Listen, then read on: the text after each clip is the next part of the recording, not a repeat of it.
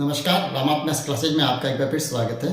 पिछले वीडियो में हमने रेखाओं और कोण टॉपिक के अंतर्गत हमने कुछ आधारभूत जानकारी प्राप्त की थी, जिसमें हमने बिंदु, रेखा, रेखाखंड, फिर उसके बाद में किरण, फिर किरण से बनने वाले कोण और कोण के जो मूल जो प्रकार है उसके बारे में हमने विस्तार से चर्चा की थी। तो जो साथी पहली बार इस चैनल के साथ जुड़े हुए हैं या पहली बार इस वीडियो को देख रहे हैं, तो सबसे पहले तो उनसे मैं आग्रह करूंगा कि आप उस वीडियो को एक बार जरूर देखें, क्योंकि उसके बिना आज का जो वीडियो है वो आपको अच्छे से समझ में नहीं आएगा।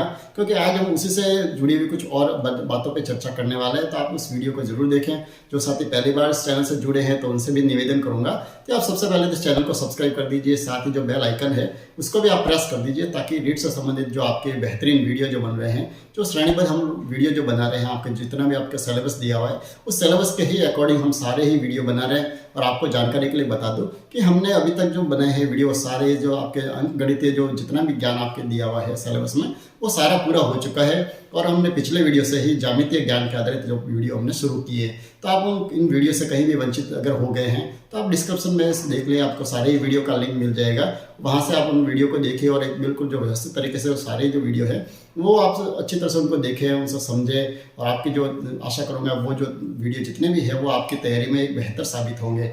तो अगर वीडियो आपको अच्छा लगे तो आप लाइक जरूर करें और अपने साथियों के साथ इसे शेयर भी करें, ताकि उनको भी इसका बेनिफिट मिल सके। कोणों के आधार पर हमने वर्गीकरण बहुत ही अच्छे से समझ लिया। अब हम कुछ रेखाओं के प्रकार के बारे में भी थोड़ा सा इसमें वीडियो में हम स्पष्ट कर लेते हैं, ताकि जब हम आगे जो अभ्यास करेंगे तो उसमें हमें कहीं भी दिक्कत नहीं आएगी। चलिए, अब रेखाओं का जो प्रकार है उसके बारे में हम थोड़ा सा चर्चा करें। तो सबसे पहले तो जो रेखाएं जो होती है वो दो प्रकार की होती है। एक तो है सीधी रेखा और एक है वक्र रेखा। बहुत ही स्पष्ट है, नाम से स्पष्ट है, सीधी रेखा या तो सीधी रेखा का तो क्या है, समतल पर स्थित ऐसी रेखा होनी चाहिए, बिल्कुल सीधी। और वक्र रेखा जो है वो इस तरह से टेढ़ी मेढ़ी जो घूमती हुई जाती है वो है वक्र रेखा। तो ये तो बहुत ही सिंपल सी चीज़ है जो हमारे कंपटीशन में शायद कहीं नहीं पूछेंगे। हमें जो रेखाओं के जो प्रकार जो हमें जो सीखना है वो हमें ये दिमाग में रखना है।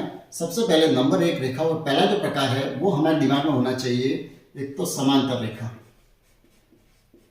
कि समांतर रेखाएं कौन सी होती है। ठीक है, तो समांतर रेखाएं जो है, जैसे एक रेखा हमारे सामने दी हुई है, अब इसके समांतर का अर्थ है यानी इससे मैं एक निश्चित दूरी लूं। जैसे यहां से हमने एक दूरी नाप के लिए, दूसरी दूरी ये, ठीक है। अब इसी दूरी हम समान दूरी पर एक दूसरी रेखा अगर हम खींचे, ठीक है, जिसकी दूरी कैसे होनी चाहिए, बिल्कुल समान होनी चाहिए। तो वो जो दो रेखाएं हैं, इन रेखाओं को हम कहेंगे समांतर रेखाएं। यानी ऐसी दो रेखाएं जिनके बीच की दूरी सदैव समान रहती हो। ये ध्यान रखना है। कैसे होगी दूरी, कैसे होनी चाहिए, हमेशा समान, यानी कहीं पर भी कम ज्यादा नहीं होनी चाहिए। तो वो कहलाती है समांतर रेखाएं। अब जब ये दोनों समांतर रेखाएं, इनके बीच की दूरी हमेशा समान रहेगी, तो ध्यान रखें समांतर रेखा जो है वो एक दूसरे को चाहे कितना ही बढ़ा दो, एक दूसरे को प्रतिच्छेद नहीं करेगी, एक दूसरे को कभी नहीं काटेगी।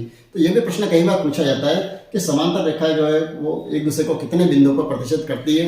तो आप ध्यान रखें, ये केवल भ्रमित करने के लिए होता है। समांतर रेखा जो है उनके बीच की दूरी हमेशा समान रहेगी, तो ये कहीं भी एक दूसरे को प्रतिच्छेद नहीं करेगी। ठीक है। दूसरा जो होती है वो होती है प्रतिच्छेदी रेखाएं। नाम से स्पष्ट है, प्रतिच्छेद करना।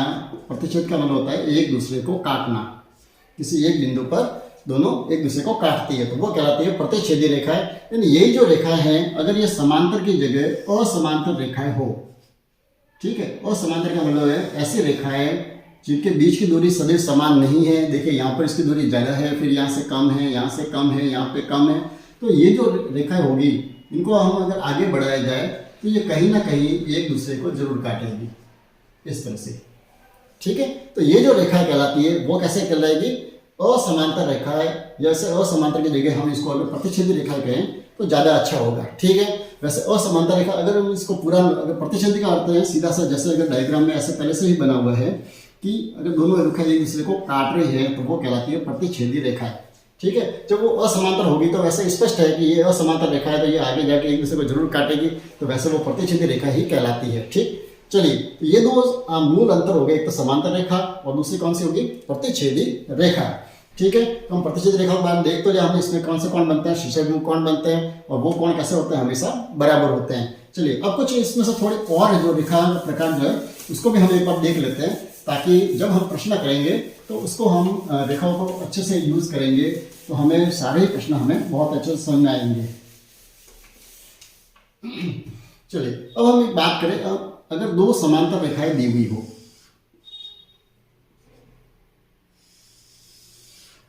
दो समांतर रेखा कौन सी होगी?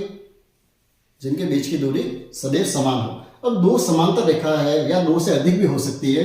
जब इन दो रेखाओं को एक तिरछी रेखा अगर कोई काटे, इस तरह से भी हो सकती है या इधर भी हो सकती है, उससे कोई फर्क नहीं पड़ता। तो ये जो रेखा, इस रेखा को बोलते हैं तिर्यक रेखा। क्या बोलते हैं इसको? तिर्यक रेखा। यानी जब दो समांतर रेखा, जरूरी नहीं समांतर रेखा और समांतर भी हो सकती है, जब दो रेखाओं को एक कोई तिरछी रेखा अगर उनको काटती हुई जाए, जो उनको दो बिंदुओं को प्रतिच्छेद करेगी, तो अगर दो बिंदु प्रतिच्छेद करते हुए अगर वो जा रही है तो उसको कहते हैं तिर्यक रेखा। ठीक है। अब इस तिर्यक रेखा का उपयोग क्या होगा? इस तिर्यक रेखा से हमें देखिए, ये दो इसको प्रतिच्छेद करते हुए यहाँ से भी जा रही है और यहाँ पे प्रतिच्छेद करती हुई जाती है। यानी यहाँ पर हमें कुल मिला के देखिए 1, 2, 3 और 4, ये दो प्रतिच्छेद रेखे हो गए और यहाँ पर भी ये प्रतिच्छेद रेखा है, तो यहाँ पर भी हमें ये 4 कोण और मिलेंगे। यानी कुल मिलाकर हम इसको अगर नंबर दें तो 1, 2, 3, 4, 5, 6, 7 और 8। अब इन कोणों के भी हमें थोड़ा सा इनके प्रकार हम समझ ले। सबसे पहले तो इसमें एक जो हमें मिलेगा वो मिलता है हमें संगत कोण। ठीक है। अब संगत कोण कौन से होते हैं? संगत का अर्थ दिखने से संगति, जो समान रूप से इनके जो दिखने में एक जैसे हो। तो यहाँ पर हम देखिए तो ये यहाँ पर जो जिस तरह का हमें जो दो रेखाएं जो माने प्रतिच्छेद रेखा एक दूसरे, वो की वो प्रतिच्छेद रेखा यहाँ पर भी दिख रही है। तो यहाँ पर जो समान रूप से जो कोण बन रहा है, कौन सा कोण? जैसे ये कोण 1 और ये कोण 5, ये दोनों बिल्कुल मुझे समान दिख रहे हैं। ये भी इस क्रॉस रेखा के ऊपर बन रहा है, ये भी ऊपर बन रहा है। तो ये दोनों जो है ये कहलाते हैं संगत कोण। कौन कौन सा? कोण 1 और कोण 5, ये दोनों है संगत कोण। इसी तरह से दो जो है, दो का संगत कोण कौन सा होगा? कोण 2 इस तरफ बन रहा है, तो इधर भी ये 6 जो है वो इस तरफ बन रहा है, तो कोण 2 और कोण 6 ये भी संगत कोण है। 3 का संगत कोण कौन सा होगा? 7, कोण 3 और कोण 7 ये दोनों संगत कोण है। और इसी तरह से 4 जो है, 4 का संगत कोण कौन सा होगा? 8, कोण 4 का संगत कोण है कोण 8। ठीक है। तो अब तो हमें ये ध्यान रखना है कि संगत कोण जो होते हैं वो कैसे होते हैं? बराबर। ठीक है। यानी अगर हमें कोण 1 दिया हुआ है तो इसका अर्थ है 1 जितने डिग्री दिया हुआ होगा 5 भी उतने डिग्री का होगा। अगर 2 दिया हुआ है तो 6 भी उतना ही होगा। अगर 3 दिया हुआ है तो 7 भी उतना ही होगा और 4 दिया हुआ तो 8 भी उतना ही होगा। ठीक है। तो ये तो हो गया संगत कोण। अब दूसरे जो कोण है वो होते हैं नंबर 2। दूसरे जो कोण है वो होते हैं बाह्य कोण। अब बाह्य कोण कौन से होते हैं? यानी ये जो दो समांतर रेखा है इसमें जो बाहर जो बने हुए हैं कौन कौन से कोण? जैसे 1, 2, 7 और 8, इनको कहते हैं बाह्य कोण। कोण 1, कोण 2, कोण 7 और कोण 8, ये है बाह्य कोण। इसके बाद में तीसरा जो हमें देखने को मिलेगा वो मिलेगा अंतः कोण। तो जैसे ये बाह्य कोण है वैसे वैसे अंतः कोण कौन कौन से है जो अंदर बने हुए? कौन कौन से? 3, 4, 5 और 6, ये है अंतः कोण। कोण 3, कोण 4, कोण 5 और कोण 6, ये अंतः कोण है। ठीक है। अब हमें और इसके अलावा जो हमें जरूरत पड़ेगी, जो शीर्षक कोण है ये तो हम पहले से जानते हैं। जब दो रेखा एक दूसरे क्रॉस करते हैं दोनों शीर्षक कोण है, ये दोनों भी शीर्षक कोण है, जो हम जानते हैं। अब जो दूसरे जो कोण है, एक हमें जो पड़ेगा वो नाम आएगा बार बार एकांतर कोण।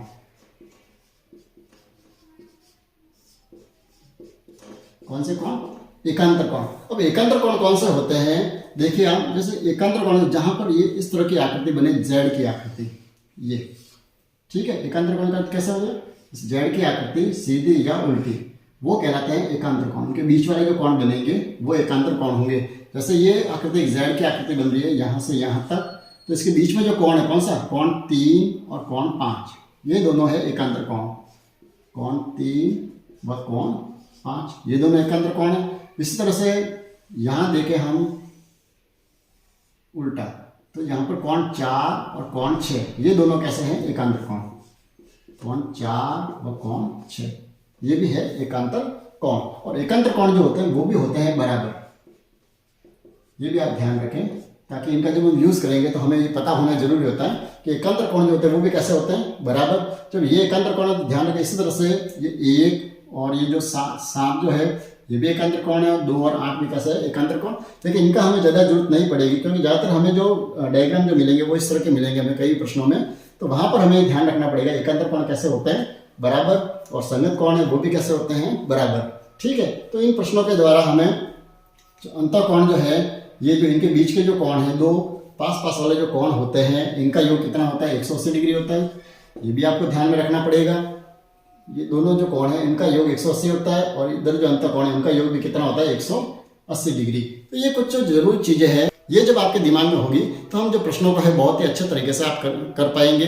तो आप एक बार इनको अच्छे से अभ्यास कीजिए, आप इसको कॉपी में लिख भी दीजिए एक बार अच्छे से, ताकि आपको जब हम जो प्रश्न करेंगे तो आपको ये कहीं भी दिक्कत नहीं आएगी, हर चीज़ को आप अच्छे से समझ पाएंगे और प्रश्नों को भी हम बेहतर तरीके से कर पाएंगे। तो आशा करूंगा इस वीडियो में हमने जो आधारभूत जो जानकारियाँ है वो बहुत ही अच्छे से मैंने समझाने की कोशिश की है, बहुत ही सरल तरीके से हर चीज़ को बताने की कोशिश की है। फिर भी अगर आपको कहीं भी दिक्कत आए तो आप कमेंट्स में जरूर लिखें, ताकि जब भी नेक्स्ट वीडियो बनेगा तो उसमें मैं आपकी समस्या का निवारण कर दूंगा। तो अगर आपको वीडियो अच्छा लगा हो तो आप लाइक जरूर करें और अपने साथी के साथ इसे शेयर भी करें। तो मिलते हैं अगले वीडियो में कुछ अच्छे प्रश्नों को लेकर। तब तक आप देखते रहिए वीडियो को और बने रहिए चैनल के साथ। धन्यवाद।